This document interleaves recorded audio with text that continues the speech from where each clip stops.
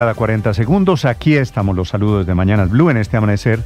Hoy es lunes, es 10 de marzo, con la pelea nueva dentro del gobierno que ha estallado otra vez por cuenta de Papá Pitufo y otra vez por puertos relacionados con aduanas y con los puertos de la DIAN. La denuncia la hace Luis Carlos Reyes, que fue hasta la semana pasada ministro de Comercio Exterior, que por un artículo periodístico, por una entrevista a Adelina Cobo en la revista Semana, termina revelando que Nicolás Petro, el hijo del presidente Gustavo Petro, y ella, Adelina Cobo, y Armando Benedetti, le pidieron puestos, le mandaron hojas de vida, pidiéndole los cargos de aduanas en Cartagena y en Barranquilla. De inmediato, como estalla en redes sociales, le responde el ministro Benedetti, acusando a Reyes de mentiroso y de payaso. Y dice Benedetti que como un influencer, Reyes lo que está buscando es likes ahora que está desempleado, acusando lo que cuando fue director de la DIAN se convirtió esa empresa, esa agencia del empleo, en amigos, en un centro de amigos de Pitufo. Y es eso lo que obliga a Reyes a publicar después, el epílogo de todo esto, un pantallazo del chat cruzado con Benedetti, mandándole 3 recomendados con sus respectivas hojas de vida y efectivamente para los cargos en la Dirección de Impuestos allí en el Caribe, para Barranquilla y para Cartagena. Cuando Reyes publica el chat, de inmediato le replica Adelina Cobo, que fue la mujer que prendió toda esta chispa, Adelina Cobo, que es la suegra de Benedetti y que dice en la entrevista con la revista Semana que Benedetti estaba con tragos cuando se produjeron y que estaba con ella cuando se produjeron los audios famosos, los de hace 2 años, insultando a Laura Sarabia. En esta novela Anoche, ella es la que tercia diciendo que no es mandadera ni de Benedetti y que Benedetti no es mandadero suyo. Lo que está en el fondo gravitando es otra vez la mano de Papá Pitufo.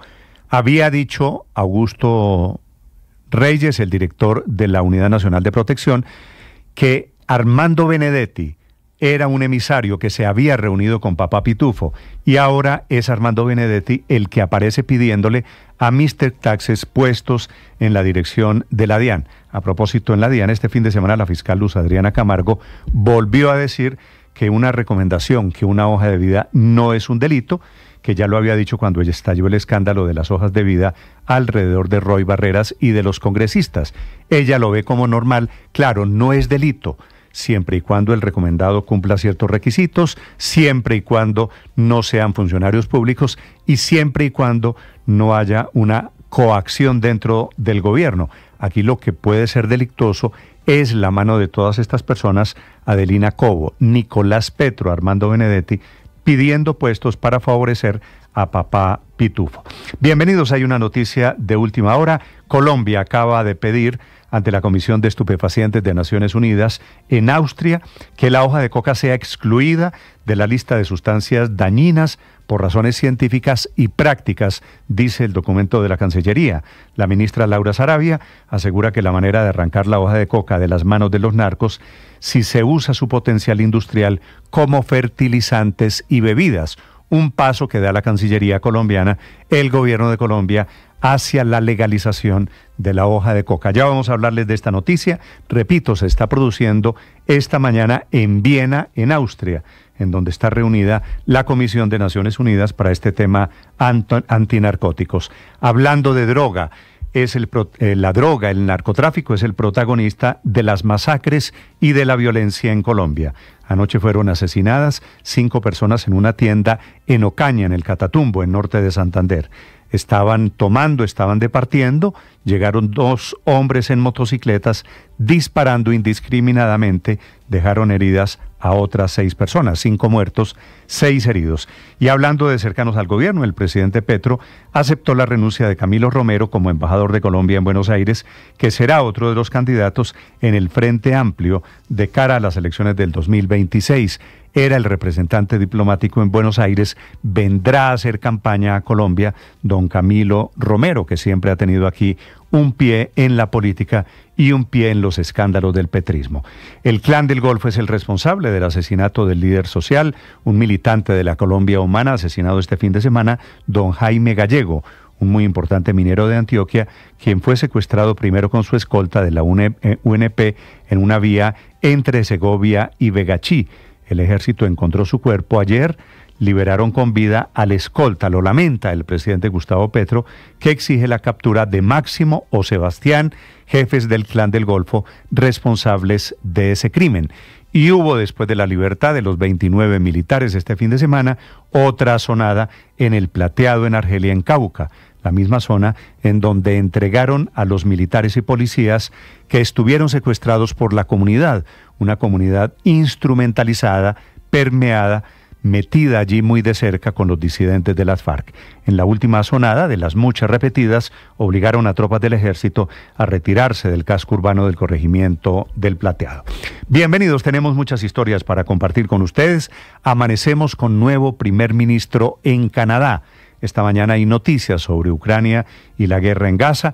Hay noticias buenas, alentadoras, sobre el estado de salud del Papa Francisco, y les contaré de la escandalosa manifestación, en teoría con banderas del feminismo, de un grupo de mujeres que terminan ellas vandalizando estaciones de Transmilenio, atacando la estatua de Luis Carlos Galán, que está en el centro de Bogotá, un tema que ha dado origen a una pelea política, otra vez entre la familia Galán y el presidente Gustavo Petro, alrededor de quién ejerce el control de la policía. Esa marcha del feminismo, en realidad una marcha, parecían más delincuentes. La réplica de EPA Colombia, con la bandera del feminismo, luchando contra el Estado opresor, que es un macho violador, cantando eso, y al tiempo haciendo el terrorismo, tumbando estaciones de Transmilenio, atacando buses de Transmilenio, en el tema del vandalismo, este nuevo feminismo muy de izquierda en el que participó la exministra Susana Muhammad. Son las 6 de la mañana, 7 minutos.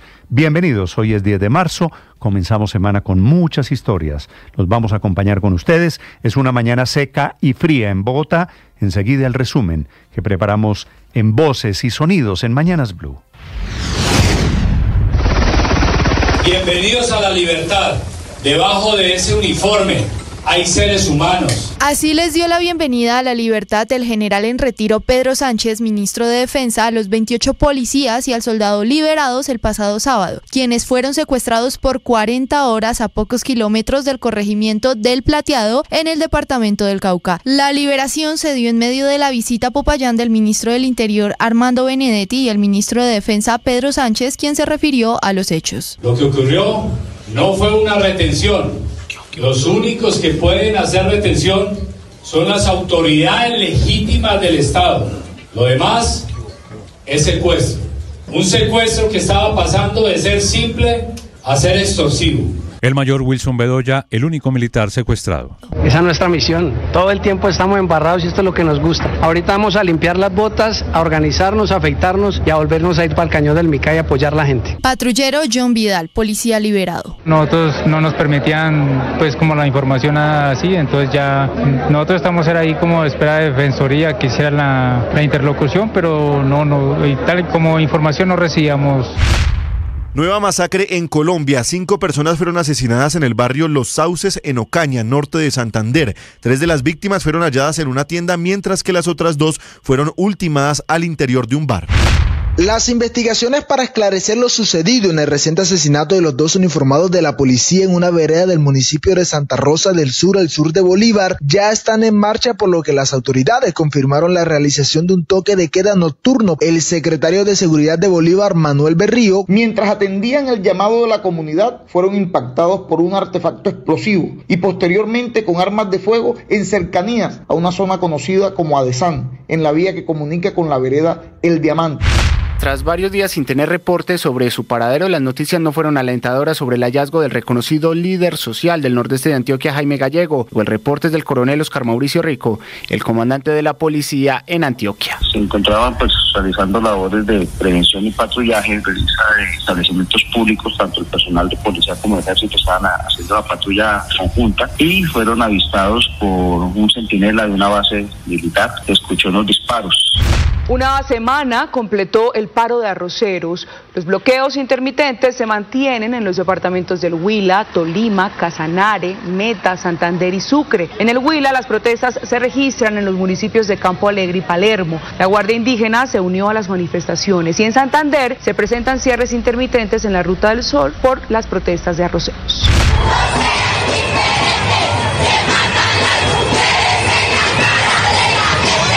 marco de la conmemoración del Día de la Mujer el pasado sábado 8 de marzo, miles de mujeres salieron a marchar por sus derechos y la protección de ellos. A pesar de los esfuerzos de muchas de ellas por protestar de manera pacífica, a lo largo del día se presentaron hechos de vandalismo en estaciones de Transmilenio, buses troncales y negocios en el centro de la ciudad. Asimismo, en horas de la tarde fue vandalizada y quemada la estatua del asesinado líder liberal Luis Carlos Galán. Ante esto, uno de sus hijos, Carlos Fernando Galán, alcalde de Bogotá, rechazó los acontecimientos y pidió a las autoridades competentes dar con los culpables de estos hechos vandálicos. Por su parte, Juan Manuel Galán también rechazó lo sucedido y recordó las palabras de su padre en su última campaña presidencial. Y llamo a las mujeres para que cambiemos esta sociedad, para que despierte la conciencia colectiva, para que Colombia nos pertenezca a todos, para que integremos a la nación. Durante las protestas llamó la atención que la exministra Susana Muhammad calificó la marcha feminista de bellísima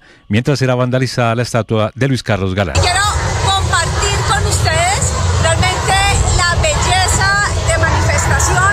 Es una de las más grandes manifestaciones feministas de mujeres que hayamos visto. El exministro de Comercio Luis Carlos Reyes denunció que el actual ministro del Interior Armando Benedetti le habría enviado un mensaje por WhatsApp solicitándole el nombramiento de funcionarios en la DIAN con sede en Barranquilla. Reyes publicó una conversación con Benedetti donde le pide nombrar a Nancy Patricia Holguín como directora de la DIAN en Barranquilla, a Alejandro Gutiérrez Casas como director de impuestos de esa misma ciudad y a Mario Olea Vega como director de la aduana de Cartagena. Ante esta acusación, Benedetti respondió a través de su cuenta en X, calificando a Reyes de mentiroso y payaso. Además, aseguró que nunca le exigió ningún cargo ni lo presionó de ninguna manera con tal fin. Finalmente anunció acciones legales en su contra por infamia. Por su parte, la fiscal general Luz Adriana Camargo defendió su postura sobre nombramientos en la DIAN. Insistió en que recomendar no es un delito. Esto dijo a Noticias RCN. Yo me ratifico, recomendar no es un delito y no tiene un tinte político lo que yo digo, tiene un tinte jurídico. Para que eso fuese un delito, que debería ser un tráfico de influencias, tiene que tener muchos otros elementos. Tiene que tener un elemento que es que la persona utilice, que tenga poder sobre a quien le está haciendo la petición y que quiera obtener un beneficio. Sobre las 3 de la tarde se registró el accidente de tránsito de un vehículo del esquema de protección del ex vicepresidente Germán Vargas Lleras entre los municipios de Paz del Río y Belén en el departamento de Boyacá. Según información de las autoridades, 2 personas perdieron la vida y 3 más resultaron heridas y debieron ser trasladadas al hospital del municipio de Duitama. El líder político no viajaba en la caravana debido a que su desplazamiento se realizó vía aérea, pero parte de su esquema de seguridad retornaba de Cúcuta rumbo a Bogotá. Las autoridades investigan lo sucedido. Precisamente horas antes, en Cúcuta, el líder de Cambio Radical hizo un llamado a luchar contra la izquierda para que el presidente Gustavo Petro no pueda seguir en el poder en las elecciones del próximo año. No nos perdonaríamos una división que le permita al señor Petro conservar el poder en Colombia. Por lo menos están afectadas como unas 100 casas que están destruidas. Después de más de 3 días de una intensa búsqueda, del Cuerpo de Bomberos de la ciudad de Pasto, apoyado por la Defensa Civil y algunos habitantes de la región, igual que la Policía Nacional, localizaron el último cuerpo de las personas que lamentablemente fallecieron tras la avalancha en la zona rural de Pasto. Jesús Miramac, afectado por la avalancha. Nosotros estamos haciendo una limpieza de la carretera para que de pronto toda la comunidad se pueda salir hasta el pueblito a hacer unas compras porque estamos muy abandonados.